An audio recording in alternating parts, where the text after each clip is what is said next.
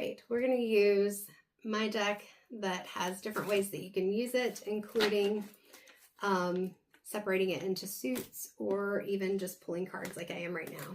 So the cards that came out, but we've got grief, love, and the Trickster.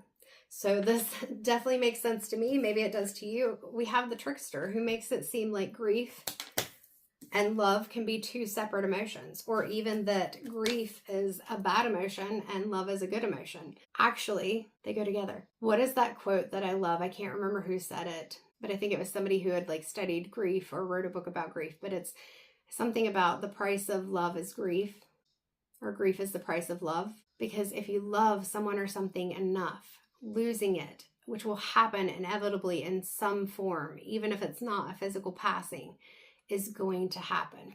So the trickster, sometimes is ourselves, making us feel like that it has to be one or the other. But in order to even move through grief, we have to recognize the love that was there. All right, Spirit, let's see if there's anything coming through the cards to clarify this anymore. I mean, I feel like that's pretty much a full message as it is. Any other advice, Spirit, for those who need to hear this? Four of Cups. If you don't deal with that grief and you try to cut off loving because love means that there's going to be grief, then you're going to miss out on opportunities that could be really beautiful because you're not focused on it. You're feeling disinterested, or even like, I'm not going to love because I'm not going to feel grief again. We may want to feel that way. It's kind of like when people would come into my office when I was a therapist and they're like, I don't care. But you do care, and you're saying I don't care, not because you don't care, but because you don't want to care. Because we have that trick in our mind that tells us that if we didn't care, it wouldn't hurt, and that's not true.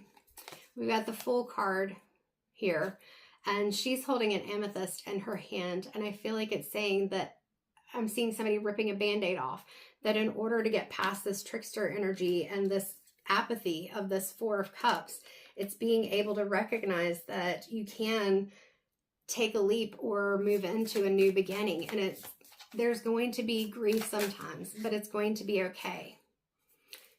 It's balancing those emotions and understanding that if you know how to be able to sit in those emotions and yet still come out in a space where you can feel like you have some sense of control, or at least acknowledge the fact that you have choices and you are the only one who can make them, then you understand that yes, these difficult emotions are going to come, but no matter what choice you make, you'll get through it and it'll be okay. That's strength. That's personal power.